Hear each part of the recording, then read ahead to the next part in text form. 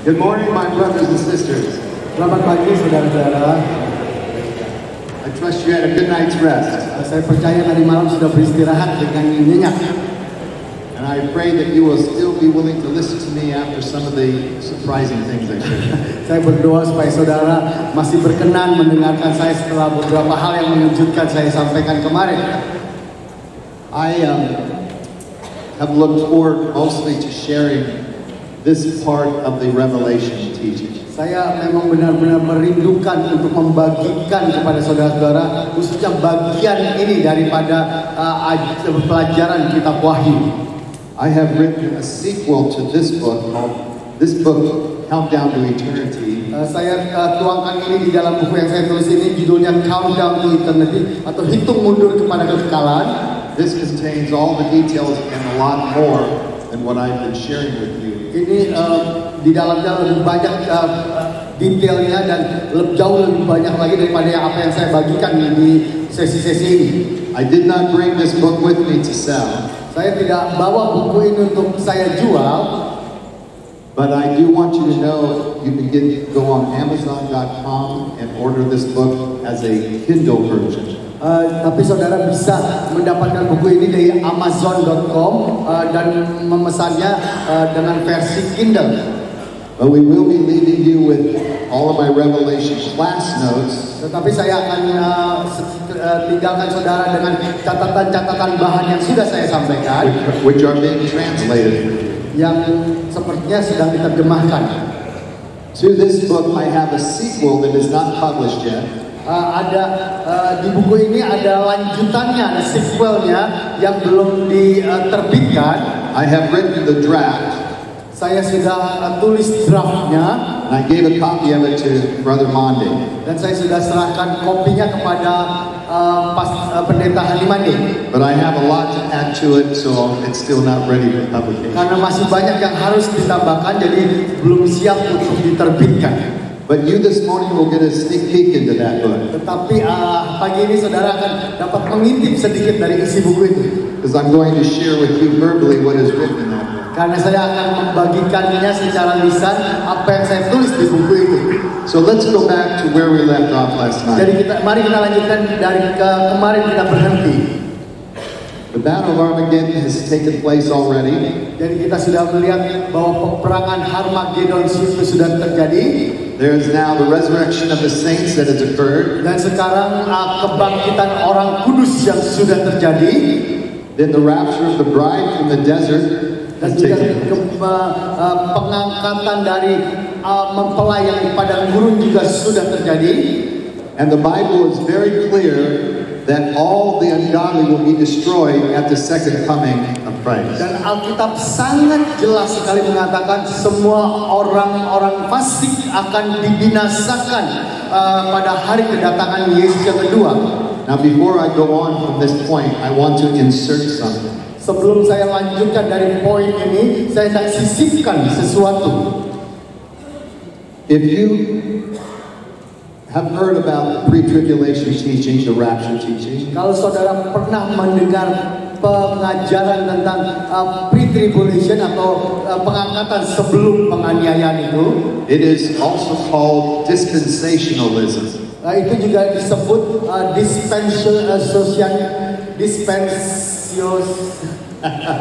susah ngomongnya ya. Whatever. Dispensi gitu, dispensasional gitu ya. Now, it is the most prominent teaching throughout the church. Ini adalah pengajaran akhir zaman yang paling banyak tersebar di gereja-gereja. And it is the most popular because it is the most publicated. Ini yang paling populer karena ini yang paling banyak dipublikasikan, dijadikan buku. And it leaves you with the impression that it is the only view there is out there. Sehingga seolah-olah kesannya itulah satu-satunya pelajaran yang benar tentang akhir zaman. But most people only are concentrating on what the events are leading up to the second coming. Tapi kebanyakan orang hanya terfokus perhatiannya kepada peristiwa-peristiwa yang menjelang terjadinya kedatangan kedua. But the real drive behind the pre-trib teaching Tetapi sesungguhnya keinginan hasrat hati di balik pengajaran pre-tribulasi itu is what they actually believe about the millennial reign. Karena mereka sebetulnya percaya dengan kekuasaan pemerintahan 1000 tahun. And this is where it breaks down for me in hermeneutics. Dan ini yang sebetulnya yang saya dapati dengan hermeneutika. Kevin Conner called it covenantal confusion. Covenantal confusion. Oh ya, Kevin Conner menyebutnya sebagai satu kebingungan covenant atau perjanjian itu. This is what pre-trib teachers believe. Ini yang dipercayai oleh para pengajar-pengajar pre-tribulasi ini. That the real kingdom of God has not yet been established until the millennial reign. Bahwa kerajaan Allah itu belum dinyatakan sampai dengan kerajaan 1000 tahun. That the real new covenant is not been established until the millennial reign. Artinya perjanjian baru itu belum benar-benar dinyatakan sampai masuk masa kerajaan 1000 tahun. They believe that the church age is actually a parenthetical phase. Jadi sebetulnya mereka percaya bahwa abad gereja itu adalah abad parentesis saja atau abad sisipan saja. That is only really the age of the Gentiles. Itu sebetulnya adalah untuk orang-orang non-Yahudi. And this parenthetical event is called the church of the Gentiles. Dan hal-hal yang parentesis ini yang disisipkan ini adalah untuk gereja-gereja non-Yahudi, orang-orang non-Yahudi yang diselamatkan. And that will be the holdover until the actual new millennium. Dan itu akan semuanya berakhir ketika masuk ke masa kerajaan 1000 tahun. They see the millennial reign as a nationalistic reign of the Jews. Dan mereka melihat pemerintahan 1000 tahun itu sebagai pemerintahan sebenarnya dari orang Yahudi. And the reason I'm inserting this at this point is because they believe there will be sinners that will survive all the end time events. Alasan mengapa saya sisipkan hal ini karena para pengajar pre-tribulasi itu mempercayai akan ada orang berdosa juga yang masih bertahan hidup di kerajaan 1000 tahun ini. The resurrection of all the saints, old and new, will be the immortals in this millennial reign. Dan kebangkitan orang-orang kudus akan menjadi kekal di kerajaan 1000 tahun ini. And the unbelieving sinners that survive and live through this reign are the mortals. Dan orang-orang berdosa yang belum percaya Tuhan yang bertahan hidup sampai kerajaan 1000 tahun ini adalah orang-orang yang dapat mati, yang tidak kekal. And they believe that the mortals and the immortals will mingle together. Dan mereka percaya orang yang mempunyai hidup yang kekal dan yang tidak punya hidup yang kekal itu akan bercampur baur. And they believe that these unbelieving mortals will propagate the earth again and populate it with offspring of unbelievers. Dan mereka juga mempercayai di kerajaan 1000 tahun ini orang-orang tidak percaya yang dapat mati itu akan bercampur dengan kawin dan akan mempunyai keturunan juga yang nanti akan melawan orang kudus di akhir kerajaan 1000 tahun ini. So they believe Jesus will set up the Davidic kingdom. Dan mereka belum percaya bahwa Yesus akan mendirikan kerajaannya. That the Mosaic covenant economy of animal sacrifice will be reinstated in the millennium. Bahwa perjanjian Musa itu dengan korban-korban binatang, korban bakaran dan sebagainya itu akan kembali dilakukan di kerajaan 1000 tahun ini. And so through the millennium, the world will populate so much so that they will be the nations at the end times that it says the devil will deceive. Dan akan terjadi hal-hal seperti di perjanjian lama itu, Taurat itu, dan sedemikian rupa sehingga iblis akhirnya ketika dilepaskan bisa lagi menyesatkan manusia. They believe that this will be the time where the devil is released. and everyone will come against all the Jewish nation and the Gentile. Mereka percaya ketika iblis akhirnya dilepaskan di akhir kerajaan 1000 tahun itu, dia akan menyesatkan lagi bangsa-bangsa dan akan berperang melawan pemerintahan Yahudi. So the Jewish nation, Israel, will be the superior nation, and all Gentile nations will be subjected to that nation. Dan mereka percaya di kerajaan 1000 tahun ini, kerajaan Israel itu akan menjadi kerajaan yang utama, yang paling tinggi, sedangkan kerajaan-kerajaan bangsa-bangsa lain akan menjadi kerajaan yang taklukan dari Israel.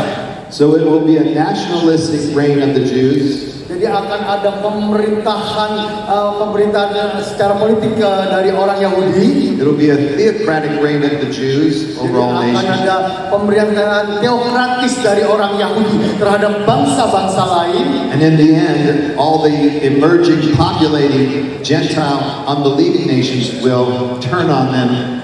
Dan di akhir kerajaan 1000 tahun itu, kerajaan-kerajaan bangsa-bangsa lain yang tidak percaya itu akan akhirnya bersatu dan mereka melawan pemerintahan Israel itu. And then God will deliver them. Dan kemudian Allah akan binasakan mereka. Now, all that I just shared with you, I do not believe that. Jadi tadi yang saya ceritakan itu saya tidak percaya akan hal itu. What this teaching suggests is that we go back to the old covenant economy. Jadi apa yang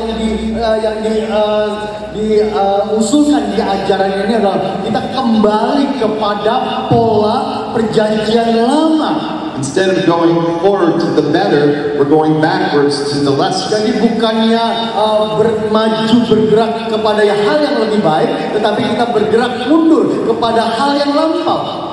This is not represented in the New Testament teaching of the apostles whatsoever.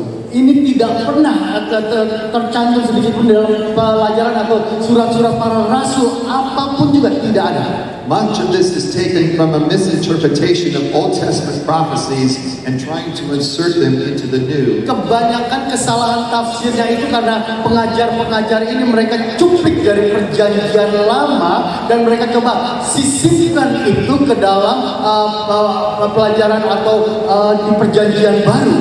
And they're coming up with this teaching without using the hermeneutic principle of covenants. Dan mereka mereka sisipkan demikian tanpa menggunakan prinsip-prinsip hermeneutika itu untuk tentang perjanjian itu.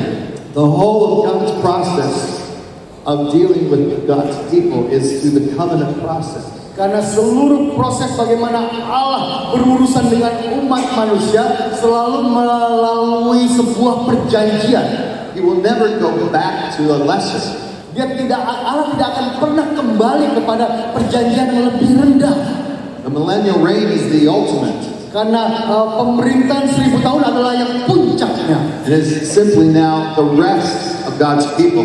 It is their Sabbath rest for 1,000 Dan years. sebenarnya ini adalah tempat perhentian bagi umat Tuhan, hari Sabat umat Tuhan. So this is what the Bible teaches. Ini yang diajarkan oleh Alkitab. That sinners will be destroyed at the second coming. Bahwa orang berdosa semuanya akan dibinasakan di hari kedatangan Kristus yang kedua. Paul taught this in his letter to the Thessalonican church. Paulus berbicara tentang hal ini di suratnya kepada jemaat Tesalonika. It is a teaching found in the Psalms and in Malachi. Dan ini juga ada pengajaran yang kita jumpai dalam kitab Mazmur dan juga kitab Maleakhi. It is found in Zephaniah. Juga di Sefanya. It is found in Isaiah. Juga di dalam buku Yesaya. That at the coming of the Lord Jesus Christ, the whole of the ungodly people will be destroyed. Bahwa pada kedatangan atau hari Tuhan itu, maka seluruh orang fasik akan dilenyapkan. Satan is then bound for 1,000 years. Dan setan sudah dibelenggu untuk 1000 tahun. That means there's no devil going to be around and bother us. Jadi dengan kata lain dia tidak bisa berkeliling-keliling untuk mengganggu atau mencobai manusia. There are some end-time teachers that believe we are living in the millennium right now. Ada bahkan pengajar akhir zaman yang mempercayai bahwa kita sekarang ini lagi hidup di zaman kerajaan 1000 tahun itu.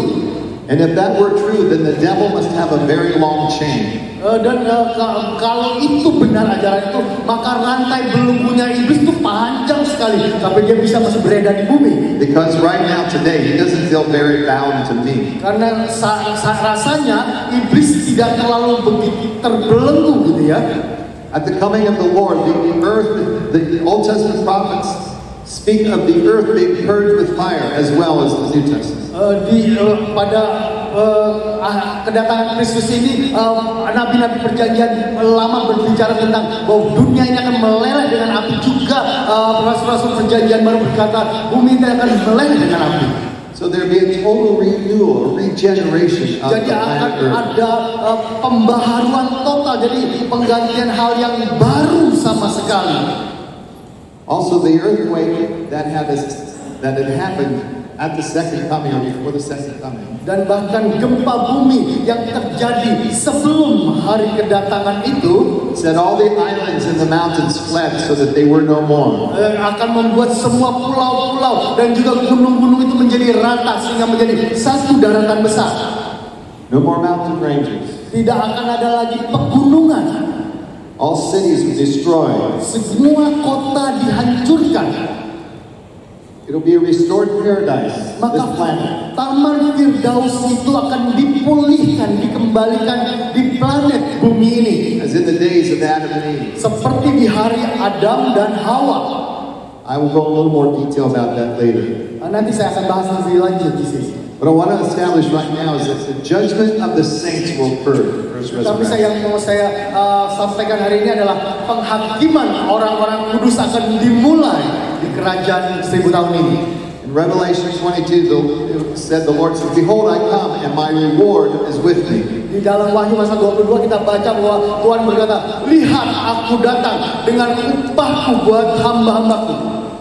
Here is where Paul talked about in 1 Corinthians 3 about the rewards that will come as a result of the Disinilah fire. yang Paulus bicarakan di dalam 1 Korintus pasal ketiga tentang upah yang Tuhan sediakan bagi pekerja-pekerjanya, bagi hamba-hambanya.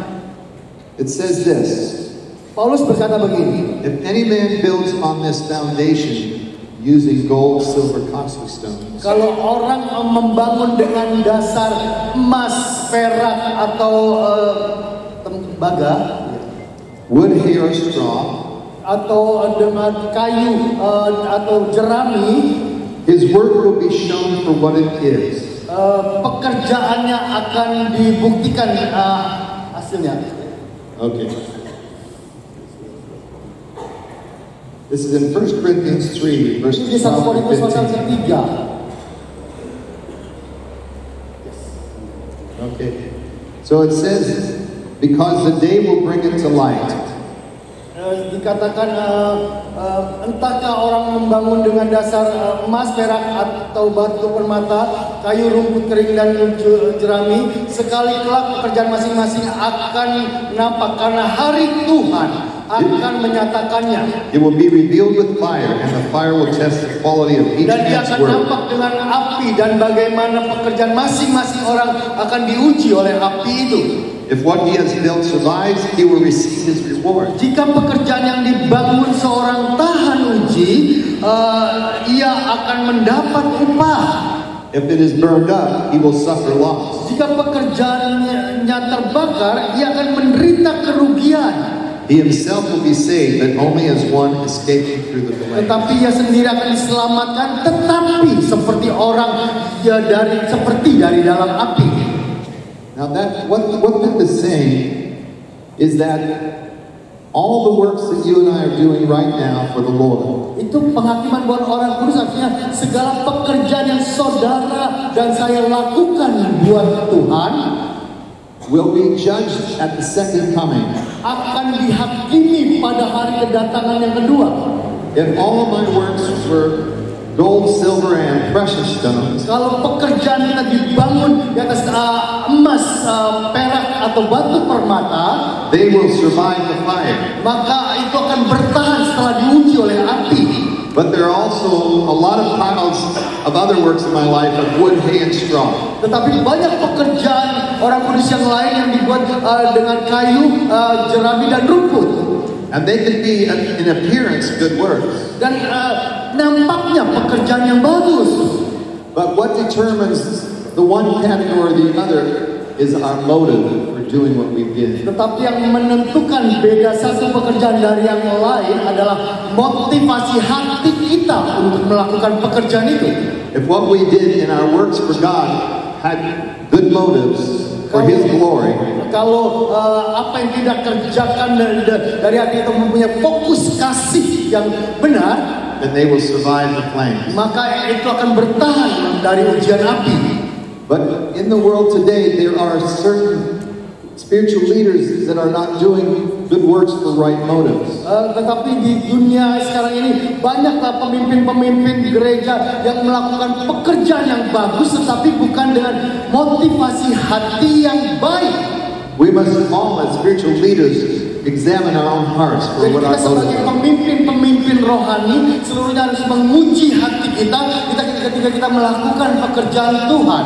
Do we do it for our self-glory or for God's glory? Apakah kita lakukan itu untuk kemuliaan kita sendiri atau untuk kemuliaan Tuhan? Do we do it for the money Apakah kita lakukan untuk uang or to make more money? atau untuk mendapat lebih banyak uang? Or does our whole life belong to Him no matter Atau what? karena hidup kita seluruhnya kita persembahkan kepada Tuhan? Jesus will judge our works, whether it was good works or bad works. Yesus pasti akan menguji pekerjaan kita, apakah pekerjaan baik atau pekerjaan yang tidak baik. But by His mercy, it will not be a judgment of punishment. It will not be a judgment of punishment. Itu bukan sebuah penghakiman yang menyatakan penghukuman. It will be a judgment of reward. Tetapi itu akan menjadi satu penghakiman tentang upah yang akan diberikan. Only the reward of what survived the fire of this test. Upah hanya tersedia bagi yang pekerjaannya tahan uji dari api itu. So let's say I have all my works laid out before God. Misalnya seluruh pekerjaan saya ini dibentangkan di hadapan Tuhan. Fire comes. Lalu api Tuhan datang dan mengujinya. They all fall to the ground at Jesus' feet. Dan semuanya jatuh di kaki Yesus. And there's a lot of ashes there. Dan ada begitu banyak abu di sana. From my wood, hay, and straw works. Karena pekerjaan saya dari jerami. So as He scoops up my ashes, Dan ketika Yesus meraup abu itu, He blows away the ashes. Dia tiup abu itu, And what's left is the gold, silver, and precious stones. dan apa yang tinggal hanya emas, perak, dan batu permata. And He fashions a crown for me. Dan Dia buatlah menjadi mahkota buat saya. And that will determine then what rank and authority I will have in the millennial reign. Dan itu akan menentukan kedudukan dan otoritas apa yang saya dapatkan di kerajaan 1000 tahun itu. That will determine what position and purpose I will serve in the millennial reign. Itu akan menentukan kedudukan dan tugas apa yang akan saya kerjakan di kerajaan 1000 tahun itu. So we will have a 1,000-year Sabbath of rest. Jadi kita akan memiliki kerajaan 1000 tahun perhentian itu, Sabat. But that doesn't mean we will not have positions of purpose. Tetapi bukan berarti kita tidak punya jabatan dan tujuan. I want to show you one other thing that I mentioned here. Saya hendak tunjukkan satu lagi yang saya nyatakan di sini. That the wedding supper of the Lamb will take place after He returns. Bahwa perayaan pernikahan anak domba itu akan terjadi ketika Dia datang kembali. You see, in Hebrew tradition, the marriage was consummated first. Di dalam tradisi orang Yahudi, pernikahan itu dilakukan sebelumnya, And then they had the wedding supper of the Lamb. dan kemudian setelah mempelai itu menikah, baru diadakan perayaan pernikahan. The consummation of the marriage had taken place already between the bride and her bridegroom, Jesus. Dan konfirmasi dari pernikahan itu adalah ketika mempelai laki-laki bertemu dengan mempelai wanita. But then she had work to do, and then she was in the wilderness for 3 months. Dan kemudian ada pekerjaan yang dilakukan mempelai wanita itu, dan kemudian dia harus menyingkir di padang gurun. But the wedding supper has not been forgotten. Tetapi perayaan pernikahan itu tidak dilupakan.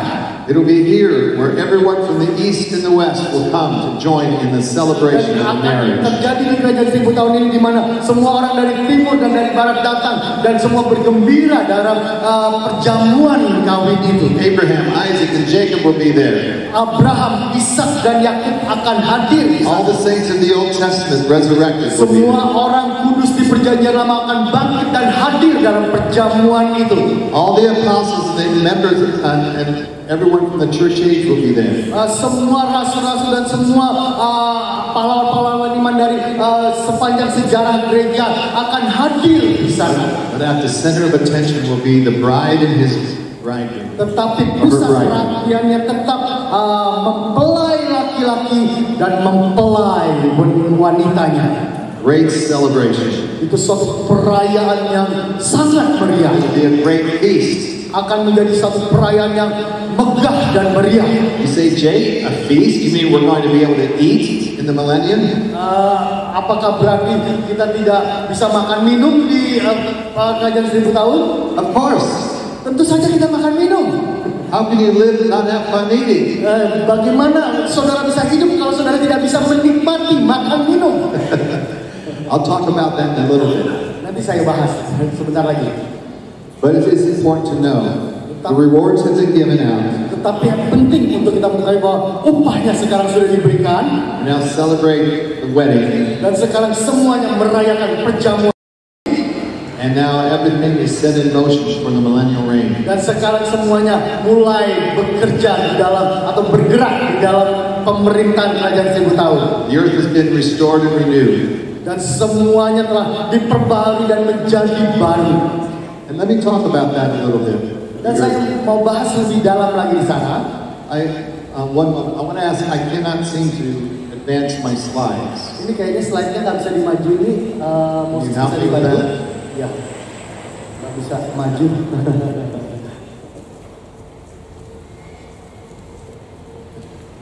While he's doing that, let me continue. Ya, Moses lagi siapkan. When we're talking about a restored Earth planet, what does that look like? Waktu kita bicara tentang gempa yang melanda global seluruh planet bumi ini, seperti apa sih nampaknya? In the day of Adam and Eve, they were living in a paradise where there were not 4 seasons. Waktu Adam dan Hawa tinggal di Taman Firdaus, itu tidak ada 4 musim di sana. There wasn't a spring, there wasn't a winter. Tidak ada musim semi, tidak ada musim dingin. There wasn't a fall. Tidak ada musim gugur. Everything was very beautiful and nice. Dan sepanjang tahun itu begitu nyaman dan begitu sejuk, nyaman. There wasn't a rainy season. Tidak ada musim hujan or a dry season. Atau musim kemarau. Because the earth at the time was covered with a canopy of water all the way around. Karena bumi ini dilingkupi oleh satu kanopi air, gitu ya, sehingga sejuk seluruhnya. And that's where all the water came from for the flood. Dan di sanalah ketika banjir itu terjadi, kanopi air itu turun tercurah. When the earth was first formed, it was all covered with water. Jadi ketika bumi pertama kali diciptakan Allah, semuanya dilingkupi oleh air. And then when the lands and the islands appeared, that was because the water was separated from the land. Dan ketika muncul pulau-pulau atau tanah yang kering, karena airnya itu naik ke atmosfer. So there was this clear crystalline canopy all around the globe. Jadi ada seperti lingkaran kristal yang jernih sekali, yang adalah air yang melingkupi planet bumi ini. And that would create a terrarium effect. Yes. Dan itu akan membuat satu lingkungan udara yang begitu sejuk sepanjang waktu, nyaman sepanjang waktu. A constant state of temperature. Dan suhunya selalu stabil. A mild temperature. Dan nyaman gitu, sejuk. We will have that in the millennium. Kita akan nikmati itu lagi di kerajaan 1000 tahun. There will not be 4 seasons. 4 seasons was the result of that water never going back as a canopy. Iya, tidak akan ada lagi 4 musim. 4 musim itu adalah diakibatkan karena menjadi lubangnya kanopi air itu, pecahnya kanopi air itu. After Noah's the flood of Noah. Setelah banjir zaman Nuh, we started getting the 4 seasons. Lalu manusia mulai mengalami 4 musim. We started getting rain. Kita mulai mendapatkan musim hujan.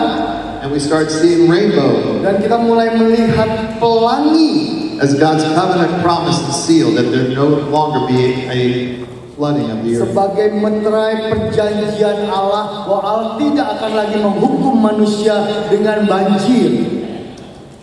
I also shared with you how there will be this great continental divide, I believe, as a result of the earth. Dan saya kemarin juga sudah menyampaikan akan kembali ada satu penyatuan benua itu sebagai akibat gempa dahsyat yang menggoncangkan seluruh planet bumi ini. In the book of Genesis, it says in the day of Peleg, there was a great continental divide. Di kitab Kejadian dicatat bahwa di hari Peleg lah bumi ini daratannya terpecah belah.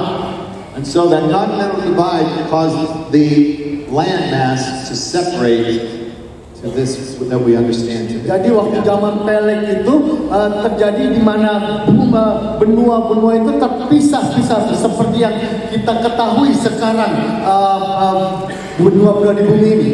But in the millennial reign, it'll go back to one mass. Tetapi di dalam kerajaan 1000 tahun daratan benua itu kembali menjadi satu. And I'll tell you later why I believe it reveals this in the book of Revelation. Dan saya ceritakan kemudian mengapa saya percaya hal ini yang dinyatakan dalam Kitab Wahyu. But let's just stop here, and I want to take time to talk about millennial reign. Dan kita di sini kita bicara tentang pemerintahan kerajaan 1000 tahun. Earlier I said that we will receive immortal bodies. Lebih awal saya katakan bahwa kita akan menerima tubuh yang tidak dapat binasa. Paul talks to the Corinthian church. Paulus berbicara kepada jemaat Korintus about a new body. Tentang tubuh yang baru. He mentions it in the Philippian church about a new body. Dan juga dia bicara kepada gereja Filipi tentang tubuh yang baru. That we will have a body like the Lord's in His eternal body. Dan kita akan memiliki tubuh seperti tubuh kebangkitan Kristus yang kekal. So when it says, when we see Him, we shall be like Him, or we shall see Him as He is. Yang ketika dikatakan ketika kita akan melihat Dia, kita akan menjadi serupa dengan Dia, karena kita akan melihat Dia seperti adanya Dia.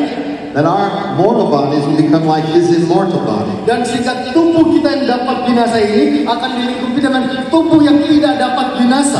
The scripture is very clear on it. Dan Alkitab sangat jelas mengatakan hal itu. So let's take a moment to think of what that would be like.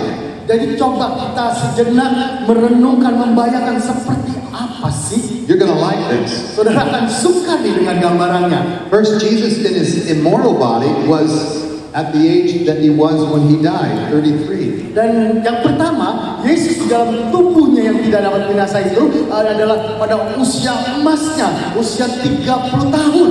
I wouldn't mind looking like I did again back at 33. Dan saya senang sekali kalau saya bisa kembali kepada keremajaan kekuatan 30 tahun. We'll look like what we looked like then. Dan kemudian kita akan nampak seperti di usia itu. With one exception perhaps. Mungkin dengan satu kecualian saja. If you were wearing glasses at that age, kalau engkau waktu di usia 30 tahun udah pakai kacamata, you'll no longer need glasses. maka engkau nggak perlu lagi pakai kacamata. You'll have perfect eyesight. Maka pada waktu itu matamu akan begitu sempurna. All 5 senses will be at its peak performance. Ketika 5 panca indera kita berfungsi pada puncak fungsinya. hear perfectly. Kita dapat mendengar dengan jelas. We will, if anybody had ever been mute, they can speak clearly. Kalau ada yang pernah bisu, maka mereka dapat berbicara dengan jelas. There will be no blindness, Tidak akan ada yang buta, no deafness. tidak akan ada yang tuli. A perfect flesh, body of flesh. Tubuh jasmani yang utuh, yang sempurna dari tubuh Kristus ini. If there had been any deformity in your body, you will no longer have deformity. Kalau ada yang cacat celah secara fisik, tidak akan ada lagi kecacatan itu pada tubuh yang sempurna ini. My wife at her age likes keep her hair dark in color. Istri saya pada usianya sekarang suka sekali mewarnai rambutnya. She'll never have to go to the beauty shop again. Dan tapi pada waktu itu para kaum wanita nggak perlu ke salon warnain rambut. She will always have a more perfectly beautiful Dan para hair in wanita her akan color. senantiasa mempunyai rambut yang indah pada warna yang ada puncak ya. There'll be no gray hair people at all. Tidak perlu pakai rambut ubanan, nggak ada. Another thing, we will not have to sleep. Dan yang berikutnya kita tidak perlu tidur. There'll be no need for it. Tidak perlu tidur. Because we will never be tired. Karena tidak akan mengalami kelelahan. We will never grow weary. Kita tidak akan pernah menjadi lelah. There will be no more sickness. Tidak ada penyakit. No more death. Tidak ada maut. And what about the taste of our senses? Dan bagaimana tentang indera pengecap kita? We can see, hear, Kita bisa lihat, kita bisa dengar, speak, kita bisa bicara. but there are two other senses: Tapi masih ada dua indera yang lain, smell and taste. penciuman dan pengecapan. We will be able to smell the aroma of wonderful food. Kita akan bisa mencium harumnya makanan yang lezat. We will be able to eat great food. Kita akan bisa makan makanan yang terlezat. Because there will be a feast. Karena akan ada perjamuan. Jesus in his immortal body, when he appeared to the disciples, Yesus ketika dia bangkit dan nampakkan dirinya dalam tubuh kebangkitannya kepada murid-murid, he said, "You have anything here to eat?" dia tanya, anak-anakku, adakah makanan padamu? And they gave him fish and a Dan honeycomb. mereka berikan kepada dia ikan dan madu. And he ate in his immortal body. Dan dia makan dengan tubuh yang kekalnya itu di hadapan murid-muridnya. So our bodies will be like his body. Jadi tubuh kita akan menjadi tubuhnya. We get to use our taste buds. Hallelujah. Jadi kita masih tetap mempunyai indera pengecapan kita. Haleluya. And as good as the food is here in Indonesia, I can imagine how wonderful it is. Apalagi makanan di Indonesia, dia bilang, sedap. I just ask the Lord to be sure that we get to have pizza. Saya akan minta bantuan Tuhan, pastikan ada pizza ya. And ice cream. Okay. All right. Here's another thing that Jesus did in his immortal body. Ini hal yang berikutnya yang Yesus lakukan dalam tubuh kebangkitannya. He was able to transport from one location to another. Dia bisa bergerak dari satu tempat ke tempat yang lain yang jauh. When he's with his disciples, two disciples on the road to Emmaus, they didn't recognize him. Ketika dia berjalan dengan kedua murid yang dalam perjalanan ke kota Emmaus itu, dua murid itu tidak mengenali dia. But when they did recognize him, he disappeared. Tetapi ketika akhirnya mata mereka celik dan mengenal dia lenyap dari mata mereka. He vanished. Dia lenyap. Which means he went somewhere else. Artinya dia pergi ke tempat lain. When the disciples were all locked up in the room, afraid of the authorities. Ketika murid-murid yang lain mengunci diri, mengurung diri karena takut pada orang Yahudi, all of a sudden Jesus appears in the room. tiba-tiba Yesus muncul di ruangan itu. Did he go through the walls? Apakah dia menembus tembok? I don't know, but he definitely was able to get into that room without going through the door. Saya tidak tahu, tetapi yang pasti kita mencatat dia nampak di hadapan mereka di dalam ruangan tertutup. So if our bodies would be like his body, Jadi kalau tubuh saudara dan saya seperti tubuh Kristus ini, then it would be easy to conclude that we can transport from one location to another like he did. masuk akal untuk disimpulkan bahwa kita bisa bergerak dari satu tempat ke tempat yang lain dengan begitu mudahnya. So if I'm thinking, wow, I would like to see Brother Joseph today. Jadi kalau saya saya akan senang ketemu dengan Om Yos. It's been a long time since I've seen Brother Joseph. I want a fellowship. Jadi kapanpun waktu saya sekalipun di Amerika, kalau saya rindu dengan Om Yos Minanda, saya datang saja ke rumahnya. So I wouldn't have to call him on the phone. Jadi saya tidak perlu pesan tiket pesawat. We won't need phones there. Atau tidak perlu telepon. I won't have to email him or send him a text. Atau tidak perlu email, tidak perlu WA. I'll just appear in front of him. Saya berpikir tentang Om Yos, tiba-tiba aja saya ada di rumahnya Om Yos. Say, hey, Joseph. Halo. Won't that be wonderful? Buat apa pakai telepon kalau begitu saja saudara bisa muncul di hadapan saudaramu? That means we won't need cars or transportation. That's like we do now. Jadi artinya kita tidak perlu mobil, kita tidak perlu kendaraan atau alat transportasi apapun seperti yang kita butuhkan sekarang. We can just go where we want to go. Kita bisa berpergian kemanapun yang kita ingin datangi. Another thing is, we will have the same gender of who we are now. Dan hal yang berikut adalah kita akan memiliki jenis kelamin yang sama seperti yang ada pada kita sekarang. There will be male and female. Jadi akan ada laki-laki dan perempuan. But among the immortal, there will not be procreation. Tetapi di antara para manusia kekal ini tidak akan ada keturunan. When being challenged by the Sadducees who did not believe in the resurrection, maka kita ditantang oleh orang Saduki bahwa tidak ada kebangkitan orang mati. They were using an argument about 7 brothers who have the same Maka wife. mereka coba Yesus dengan perumpamaan 7 atau perempuan yang kawin dengan 7 laki-laki. One brother kept dying and the next brother married a wife, so on and so forth. Iya, laki-laki menikah dengan perempuan mati, lalu saudaranya menikahi mati, lalu sampai 7 kali. So they thought they had Jesus on the ropes here. Nah, sekarang mereka bisa menjebak Yesus untuk membuktikan teori mereka. And they said, whose wife will she be if that's Jadi 7 brothers? nanti di surga nanti istri siapakah perempuan itu? He says there won't be any marriage or given in marriage in Tetapi the Yesus katakan resurrection. tidak akan ada kawin atau diberikan kepada perkawinan di tubuh kebangkitan itu. But we will be like the angels who do not procreate. Jadi kita hidup seperti malaikat-malaikat di surga dan kita tidak melahirkan keturunan. So that leaves the question, will we then be still married to our wives or married to the husbands? Kemudian muncullah pertanyaan, apakah kita masih akan menikah dengan laki-laki terhadap seorang wanita dan wanita terhadap seorang laki-laki?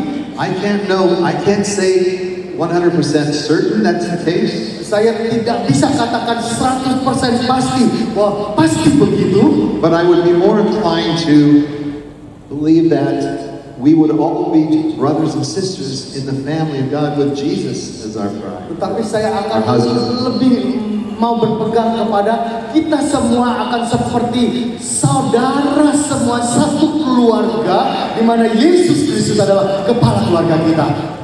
And one last thing I want to tell you about in mind. Dan satu hal yang terakhir yang saya mau sampaikan adalah I don't believe we will ever stop learning.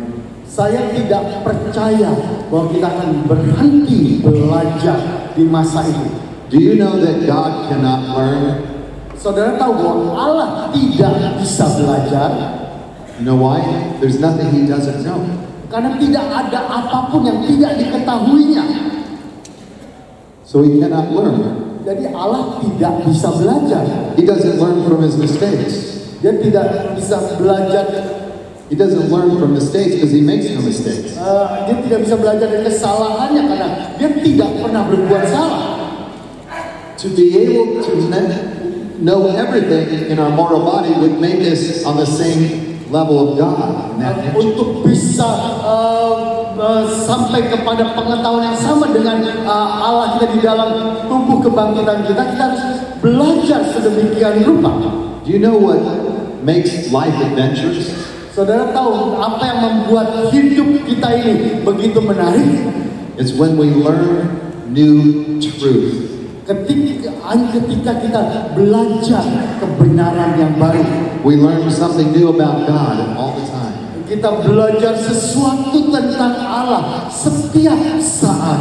And I believe that I want to study my Bible and get to know it as well as I can. Jadi saya ingin belajar sebaik-baiknya Alkitab, saya ingin mengenal Allah sekuat saya. Because you will pick up where you left off here in your knowledge and understanding of God's Word. Dan karena hidup saudara tidak hanya di sini, kalau kau bertumbuh di dalam pengetahuan firman Allah. All the years that your teachers have put into understanding of the Word of God, that history they have with that. Dan sepanjang tahun ini di mana kau telah belajar firman Allah dan pengetahuanmu akan firman Allah itu, ini akan bertambah-tambah ketika kau belajar di kerajaan 1000 tahun ini. Their bodies may go back to the age of 33, but their learning will stay where they are. Tubuh kebangkitanmu akan kembali kepada fajar di usia 30 tahun itu, tetapi pengetahuan yang telah kau dapatkan itu tidak akan berkurang atau kembali ke sana, dan kau akan terus belajar. And they will continue to add to that in the millennium. Dan di kerajaan 1000 tahun ini pengetahuanmu akan bertambah-tambah. So wherever your understanding is now, jadi dimanapun pengetahuanmu, pengenalanmu saat ini, or at the time of your death and resurrection, atau pada waktu kematianmu atau pengangkatanmu, kebangkitanmu, you will start there and continue to add to maka it. di dalam kerajaan 1000 tahun itu akan dimulai di sana dan terus akan bertambah-tambah. That means we will continue to learn Artinya kita akan terus belajar for the rest of eternity. sampai dengan kekekalan.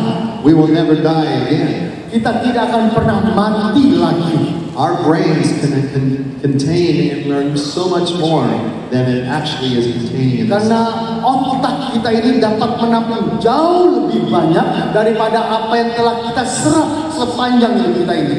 Okay, let's talk about our relationships in eternity. Mari kita bicara tentang hubungan satu dengan yang lain di kekekalan ini. First, we're not going to have the devil around to bother us anymore or accuse us to God. Pertama, tidak ada iblis untuk menggoda atau mencobai kita atau mendakwa kita.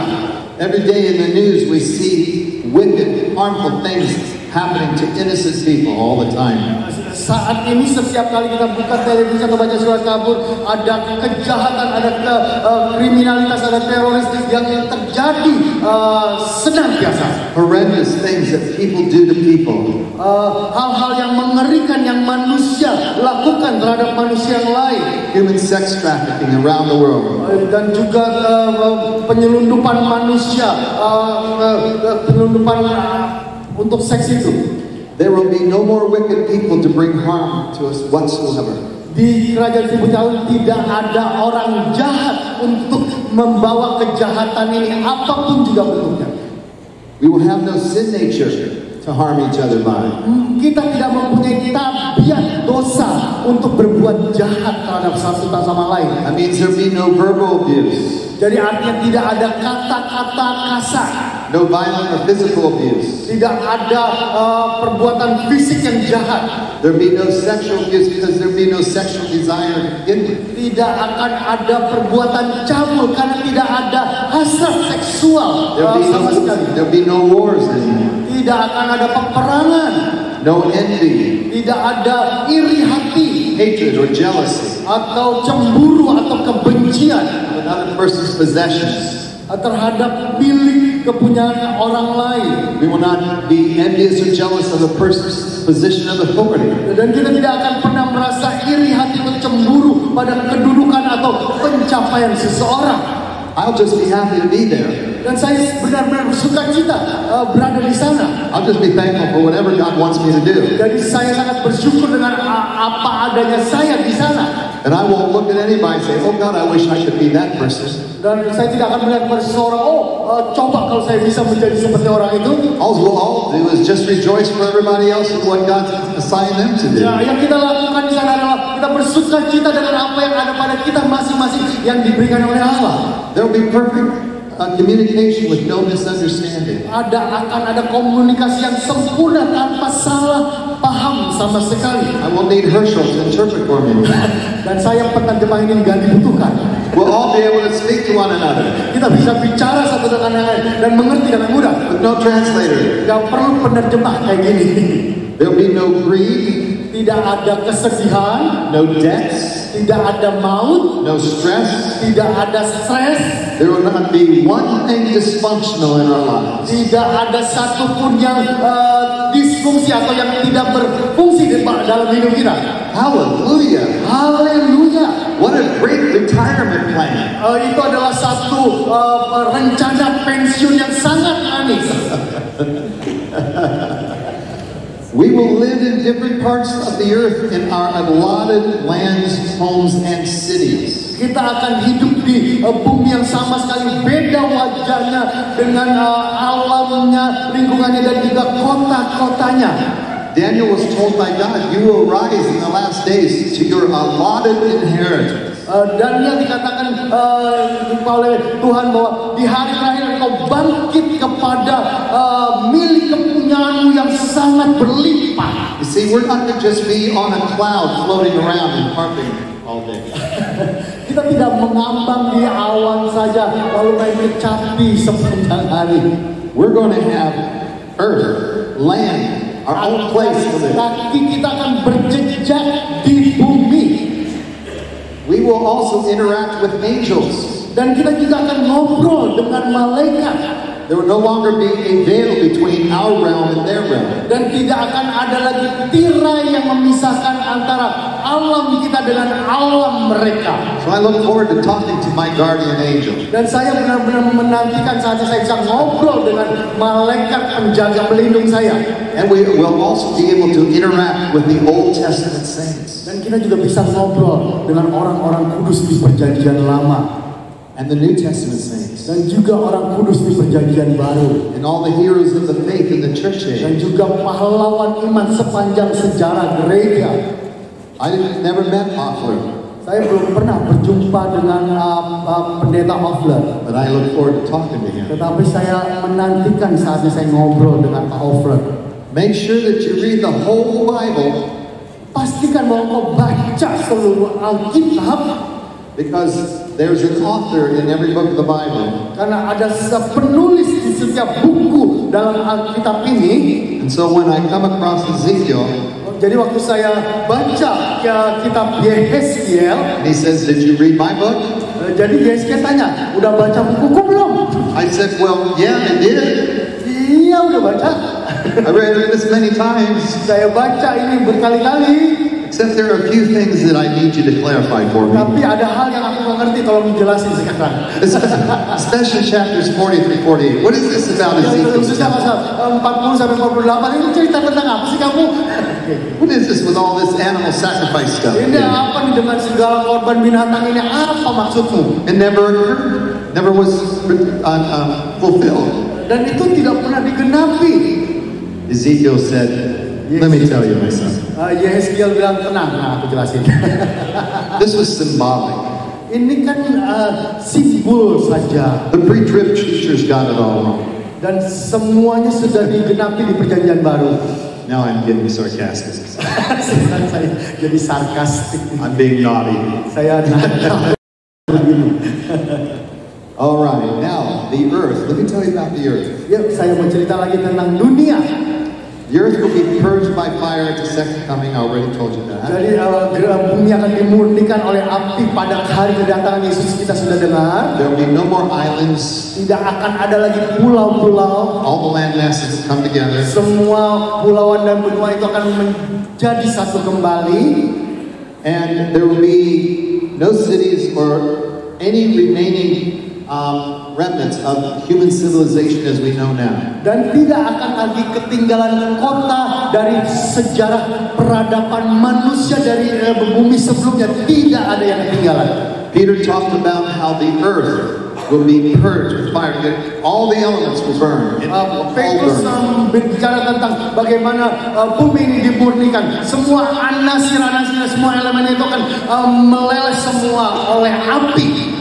Because we won't be walking around and saying to a friend, see that's Jakarta, that's where I used to live. Dan kita tidak akan berjalan dengan sahabat dan kita katakan, oh tuh lihat tuh Jakarta dulu di sana. There will be no cities like that. Tidak ada kota yang tinggal.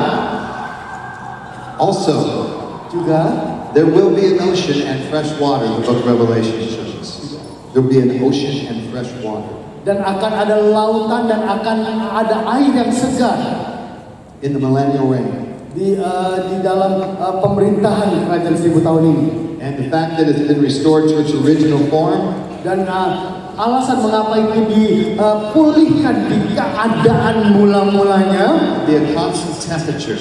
Karena suhunya itu akan stabil sepanjang tahun. We will not experience direct sunlight like we do right now. Kita tidak akan merasakan terik panas seperti yang kerap kita rasakan.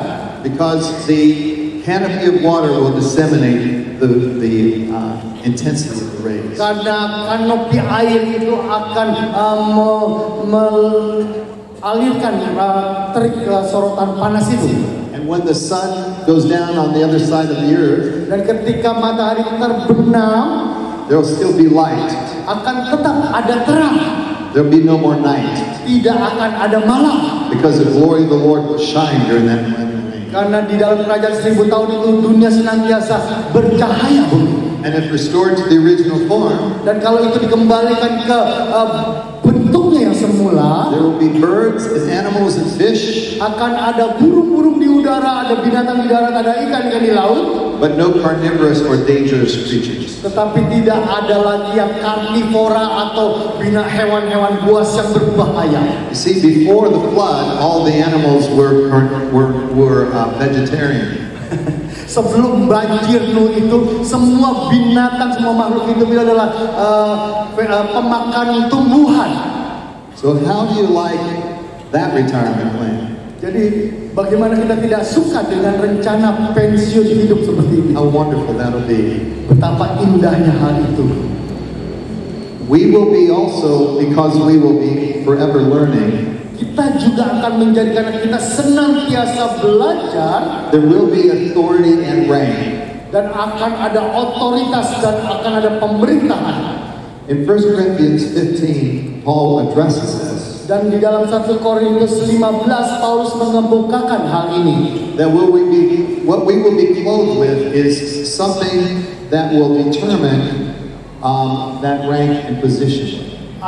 Dengan apa kita akan diselubungi, itu akan menentukan posisi apa kita di dalam struktur kekuasaan itu. And he uses as an example the stars, how that when you look out, some are brighter than other stars. Dan Paulus membukakannya dengan ilustrasi seperti bintang-bintang tertentu dia muncul di musimnya.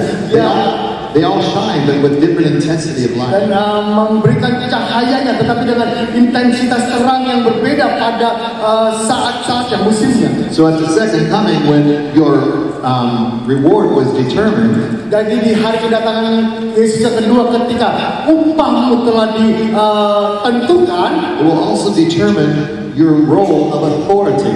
Itu juga ditentukan peranmu dan otoritas saudara. There has always been authority in God's realm. Selalu akan ada struktur otoritas di dalam pemerintahan Allah. There has always been an order. Dan selalu akan ada tatanan. Even among the angels. Bahkan di antara para malaikat. There are chief angels. Ada penghulu malaikat. So every angel has their own assignment. Jadi setiap malaikat mempunyai tugasnya sendiri. So will we. Juga kita. Some will be over 5 cities, depending on what they did with their works. Beberapa akan mengepalai 5 kota, tergantung dengan upah yang mereka terima. This is what Jesus said in the parable of the talents. Ini yang Yesus katakan di perumpamaan talenta itu. So you've been faithful in this which I've given you here. Karena engkau telah setia dengan apa yang Tuhan percayakan. Welcome into my kingdom where I will give you charge over this many cities. Masuklah dalam bagian kerajaanku dan terimalah 5 kota ini. So there will be those over a city. Jadi ada yang punya kekuasaan memerintah satu kota. There will be those over many cities. Ada yang mempunyai kekuasaan atas beberapa kota. There will be allotted land. Akan ada lahan yang luas sekali. Which means there will be lords over lands and kings over countries. Dan artinya akan ada tuan-tuan tanah di terhadap tanah-tanah itu, dan juga ada raja-raja di dalam pemerintahan-pemerintahan. Well, Jay, how do you know there will be kings and lords? Dan juga kings and lords. Akan ada raja-raja dan pembesar-pembesar. Because when Jesus comes back, it says that He is King of Kings. Karena ketika Yesus datang, Yesus disebut sebagai Raja di atas segala raja. The kings being little capital, no capital on the Jadi king. raja-raja itu dengan huruf kecil. And Lord, capital Lord, over no capital Lords. Dan Tuhan dengan huruf besar atas segala tuan-tuan huruf kecil. There will be governing authorities. Jadi akan ada kekuasaan gubernur. But not for the punishment of evildoers. Tetapi bukan untuk melakukan penghukuman terhadap penjahat. Not to keep the masses in check from rioting and doing bad things. Bukan untuk mengendalikan masyarakat supaya jangan demonstrasi. There be none of that sin. Karena tidak akan ada kejahatan seperti itu sama sekali. But they are there to serve. Tetapi mereka semua ada di sana untuk melayani. You see, Jesus sees authority and reign as a position of a servant. Karena Yesus melihat otoritas dan pemerintahan itu sebagai posisi melayani. And in that servanthood, I believe there will be us taking those who have yet to learn about some things we already have learned, and to teach them and to bring them up into a greater understanding of Almighty God. Dan di dalam sikap pelayanan itu adalah untuk menolong mereka yang belum menerima pengetahuan seperti yang kita telah terima, untuk membantu mereka bertumbuh di dalam pengenalan dan kasih itu seperti yang sudah kita alami. And tribulation martyrs themselves will hold a special position in serving God, closer to the throne. Dan pengajar akhir zaman katanya itu mempunyai tempat yang khusus yang dekat dengan tahta Allah.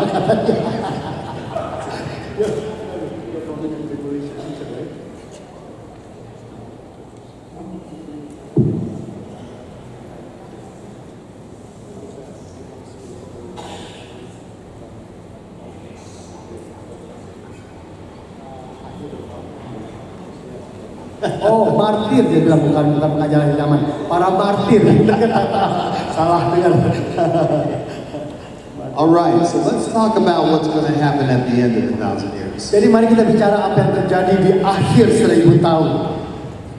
First of all, Satan is going to be loosed from his chain in prison. Yang pertama, setan akan dilepaskan dari belenggu dan penjaranya.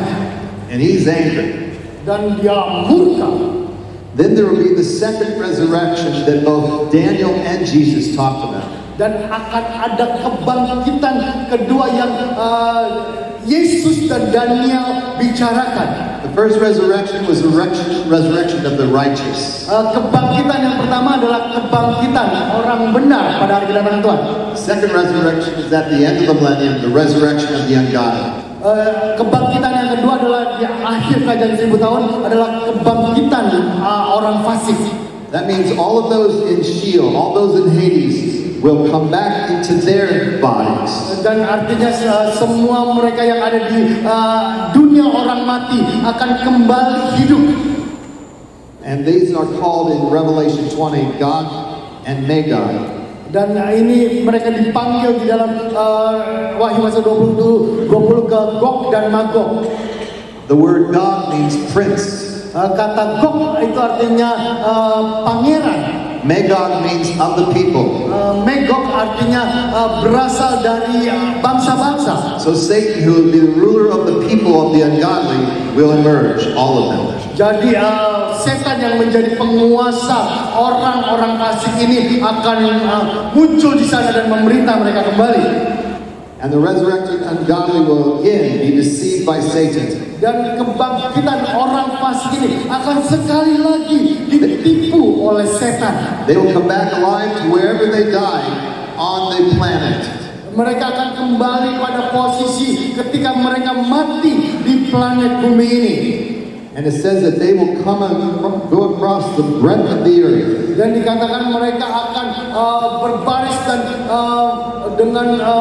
dengan kemarahan kepada bumi ini. From the place where they resurrected. Atau dari berbagai penjuru bumi ini, dari tempat mereka bangkit. Satan will deceive them and call them all forth into a massive army. Setan akan menipu mereka semua dan memobilisasi mereka menjadi tentara yang besar. And they will come against God's people. Dan mereka akan maju berperang melawan umat Tuhan. This is where I get the idea that the continents will all come back together. Dan ini makanya saya mendapatkan gagasan bahwa kontinen-kontinen itu akan menjadi satu. They come across the breadth of the earth. Karena dikatakan mereka semua bergerak dari seluruh penjuru bumi. They will have immortal bodies, but not like ours. Mereka akan mendapatkan tubuh baru juga, tetapi tidak seperti tubuh baru kita. They are tied to having to walk. Mereka harus berjalan kaki dengan keadaan jasmani mereka. And when they come against God's people, and it looks like everything's bad news at that point. Dan ketika mereka bersatu untuk berperang dengan umat Tuhan, sepertinya seolah-olah menjadi buruk pada waktu itu. Fire comes out of heaven and destroys them all. Lalu api turun dari langit dan membakar mereka semua, menghanguskan mereka semua. No one is harmed. Dan tidak ada satu pun umat Tuhan yang disakiti. Among God's people. Di antara umat Tuhan tidak satu pun yang disakiti. At this point, Satan then is thrown into the lake of fire. Dan pada titik ini maka setan dilemparkan ke lautan api. He had been released for just a short time. Dia diberikan sedikit waktu. And then the earth at this point, heaven and earth disappeared. They vanished. Dan kemudian pada saat ini bumi ini akan lenyap. So the earth that we live on right now will be completely gone. Jadi bumi yang kita tinggali sekarang ini akan lenyap sama sekali. And all the heaven as we understand it now Dan juga langit yang seperti kita lihat sekarang ini akan lenyap sama sekali. will disappear. Akan lenyap. So I ask the question. Jadi saya bertanya, If the only ones left now are people, humans, before God's throne, kalau yang masih tinggal sekarang adalah manusia di hadapan tahta Allah, where are all the aliens from other planets? jadi di manakah para alien gitu ya, makhluk-makhluk celestial dari alam lain, alam semesta? You see, the world is doing all that it can to convince us we are not alone. Karena dunia ini dengan ilmu ilmiahnya coba meyakinkan manusia bahwa kita bukan satu-satunya makhluk di jagat raya ini.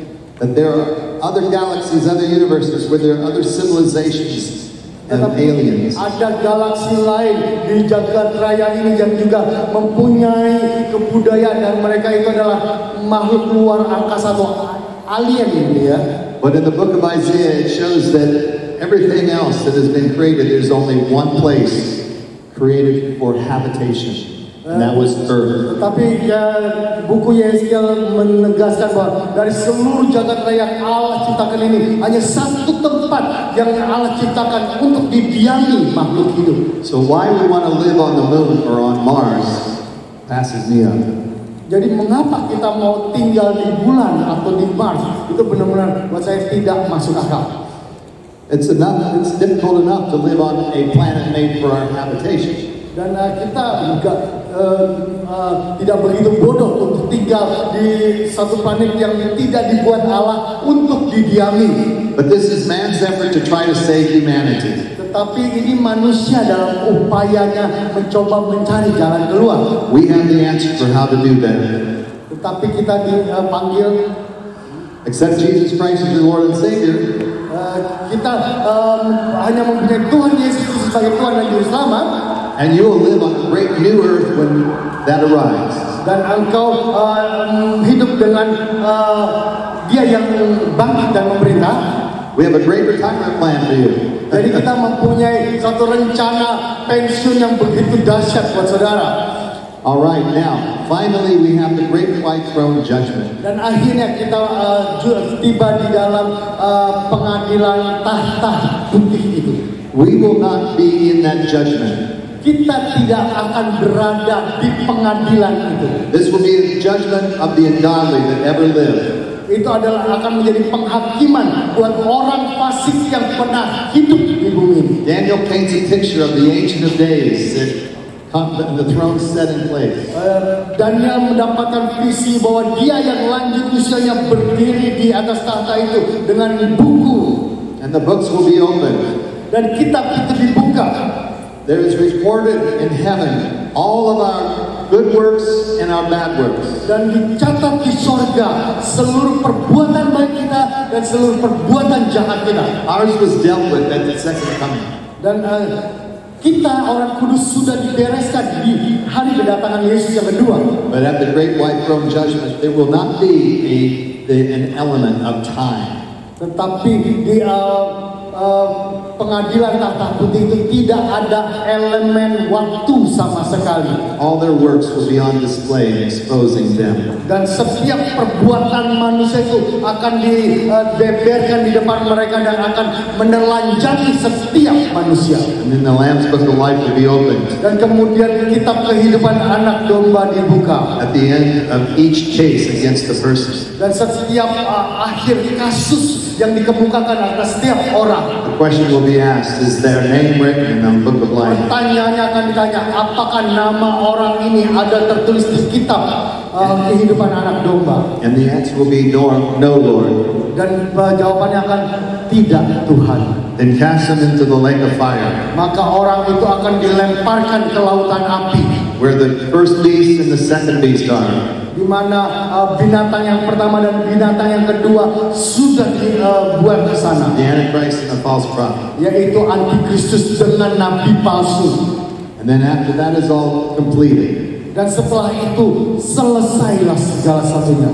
We have a new heaven and new earth. Dan kita akan memiliki langit dan bumi yang baru. Described in chapters 21 and 22. Yang digambarkan di pasal 21 dan 22. We'll see the new Jerusalem come down. Kita akan melihat Yerusalem baru turun.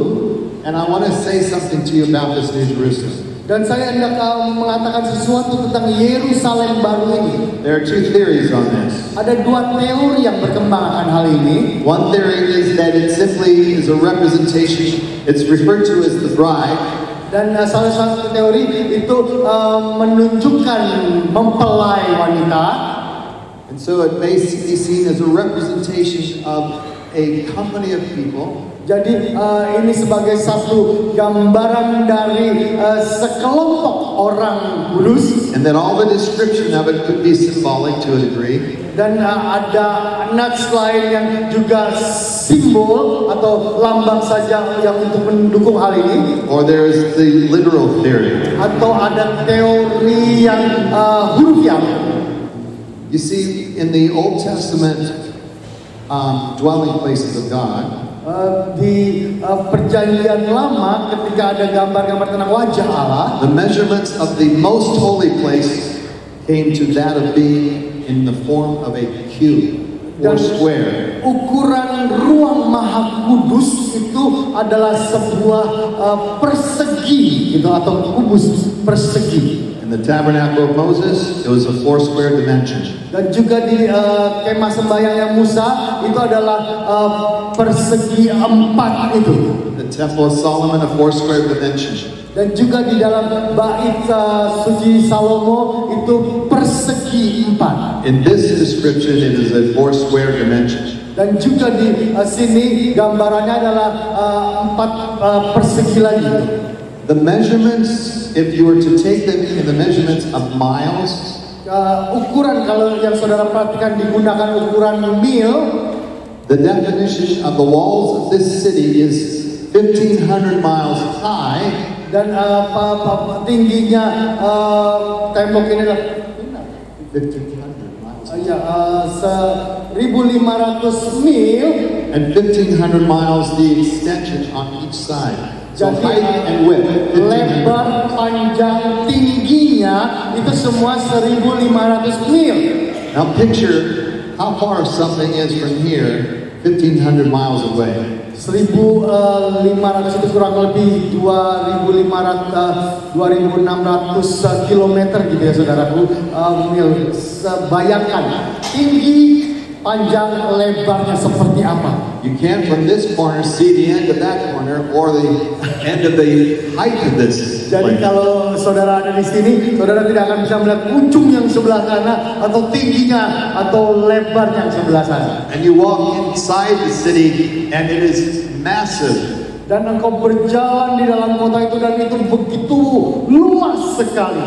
And it talks about gates of pearl, and it talks about the 12 apostles. Dan itu bicara tentang pintu gerbang dari mutiara, itu bicara tentang 12 rasul.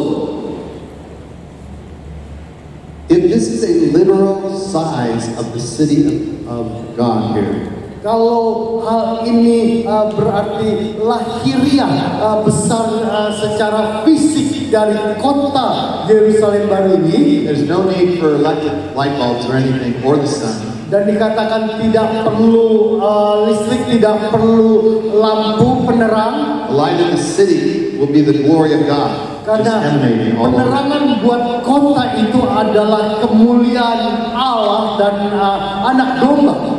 And if you were to step away from the planet Earth and to put such a size of a cube on the planet Earth, jadi kalau engkau misalnya bisa menjauh sedikit dari planet bumi ini dan engkau menaruh kubus yang besar itu ke atas planet bumi, something like that would dwarf the planet. It looked like a big crown on a ball. Itu akan kelihatan seperti ada satu topi di atas bola gitu. So what that means is God's going to have to create a earth that is many times larger than the present earth. Jadi dengan kata lain, Allah harus membangun satu bumi baru yang jauh lebih besar dari planet bumi sekarang ini. At least the size of Jupiter. Jupiter. Oh, setidaknya sebesar planet Jupiter. So if this is all here was the planet Earth today. Misalnya bulatan ini adalah planet bumi, besarnya planet bumi hari ini.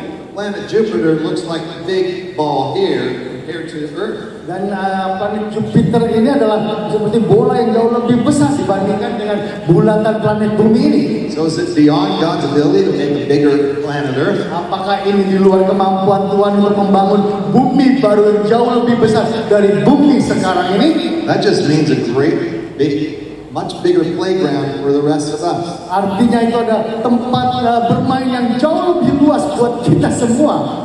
It does say, however, there will be no sea in the new earth. Tetapi juga dikatakan bahwa tidak ada lautan di bumi yang baru itu.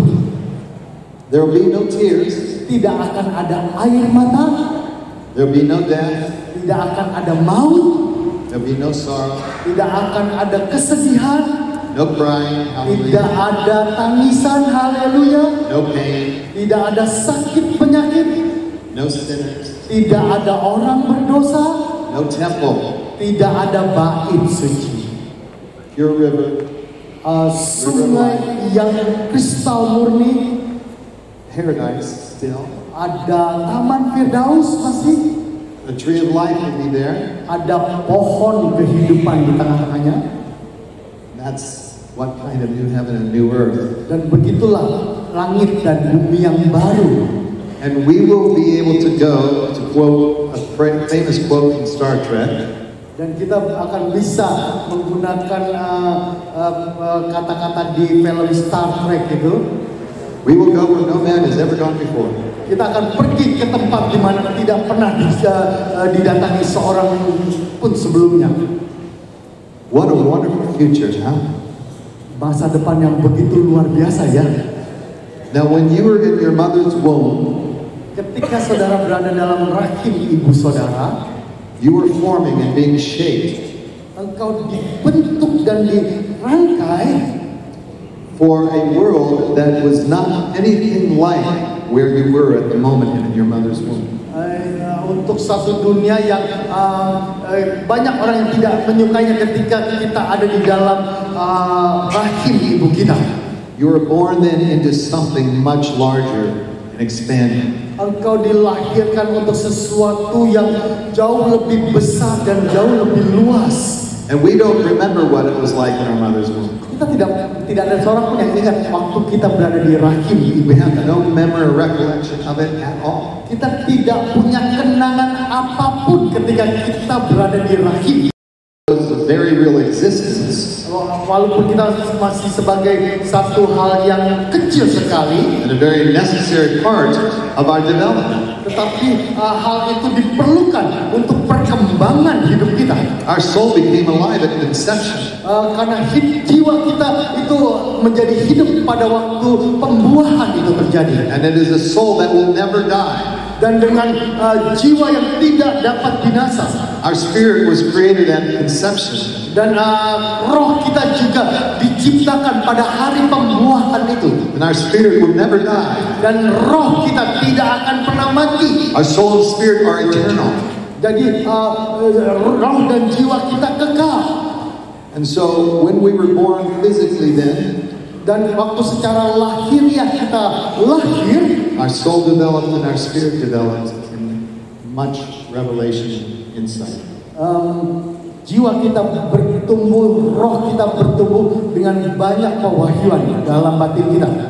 So the time in the womb was phase 1. Jadi waktu di dalam rahim itu semuanya satu. Of our existence. Tentang kehadiran kita. Our time on this earth is phase 2 of our existence. Jadi waktu kita di muka bumi ini adalah mengalami dua daripada eksistensi kita itu. But our phase 2 is the womb of eternity. Tetapi fase kedua kita adalah ketika kita ada di rahim untuk kekekalan itu. We live right now in a time of probation. Kita di sini hidup di dalam masa ketika kita dikandung di rahim ini. And if we receive Christ or don't receive Christ, apakah kita akan menerima Kristus atau kita tidak menerima Kristus? That will determine what we are born into for eternity. Itu akan menentukan bagaimana kepada kekekalan apa ketika kita dilahirkan. The millennium is phase 3. Jadi kerajaan 1000 tahun itu adalah fase ketiga of our existence. Dari kehadiran atau eksistensi kita. And the new heaven and new earth will be phase 4. Jadi langit dan bumi yang baru itu akan menjadi fase keempat dari eksistensi kita. Once we are in the millennium in phase 3, we will not remember what phase 2 was like. Waktu kita berada di fase ketiga dari eksistensi kita, kita tidak akan ingat kembali apa yang terjadi di fase kedua. That was like our mother's womb, where we don't remember. Itu sama seperti ketika kita di rahim ibu kita yang tidak ada satupun yang kita ingat. So, this life right now, as the Bible says, is but a vapor. It is but a mist. Dan ini seperti yang dikatakan Alkitab oleh uap dan oleh kabut yang naik itu. 1,000 years with God is like a day gone by for us. 1000 tahun di hadapan Allah seperti satu hari di hadapan kita.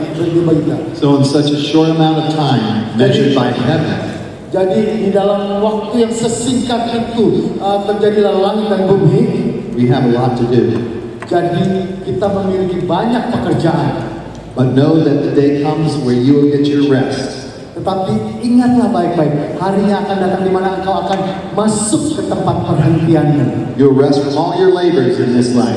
Jadi engkau akan beristirahat, berhenti dari seluruh pekerjaanmu di bumi ini. And our God is a rewarder of those who diligently seek Him. Dan upah dari pekerjaan kita akan diberikan pada waktu itu. And that time is what will be the most important. Dan waktu itu akan menjadi waktu yang terpenting. This isn't the end of everything here. Ini di sini belum akhir segala-galanya. This is only the beginning. Ini baru awalnya sekarang ini. Which is why we need to understand what we have to look forward to. Itulah sebabnya kita harus paham baik-baik apa yang sedang kita nantikan terjadi di masa mendatang ini. This is our promised hope. Ini adalah janji yang ada pada kita. Because as Paul said, if we don't have this kind of hope of the resurrection, karena Paulus katakan kalau kita tidak mempunyai janji pengharapan akan kebangkitan ini, we are all men most miserable. maka dikatakan kita adalah orang yang paling malang di muka bumi ini. But your work will not be in vain. Tetapi pekerja jerih payahmu tidak sia-sia. And I commend every one of you for being faithful to what God has called you. Dan saya dorong mengingatkan saudara semua untuk tetap setia dengan apa yang Tuhan percayakan pada kita. Hallelujah. Haleluya. Amen. Father God, I thank you for my brothers and sisters. Bapak Surgawi, terima kasih untuk saudara-saudaraku Tuhan.